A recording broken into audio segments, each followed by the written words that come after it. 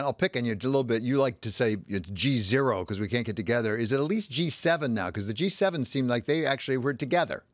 G7, absolutely. And this was a response to the Russia invasion. This is a very different summit than any of the G7s we've watched over past years.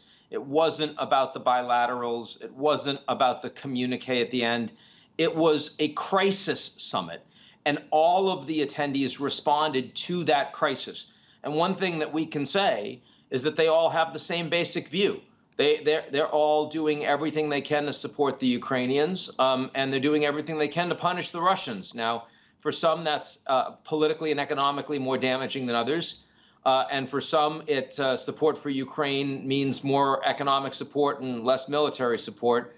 But the alignment for the G7 and, of course, the alignment for NATO, and here including Asian allies like Japan, South Korea, Australia, New Zealand, all of whom unprecedentedly were in attendance, there's no question that what Putin has done over the last 4 months has built a much stronger coalition of advanced industrial democracies around the world to ensure that this does not stand.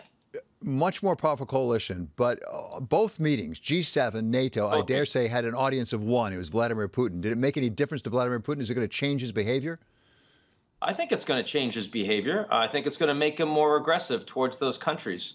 I mean, he's not going to leave Ukraine. That's pretty clear. So, I mean, if the intention of the sanctions is to force him to back down, he's not backing down. If the intention of the sanctions is, given that he doesn't back down, that you are going to severely punish the Russian economy structurally, and that you're also going to send a message to other countries around the world that this kind of behavior won't be tolerated, and that the Ukrainians don't suffer tragically in vain, I think that message is being sent. And you see that NATO is expanding, that their rapid deployment forces are going to go up within 1 year from 40,000 to 300,000, that the Germans are spending 2% of GDP going forward on defense.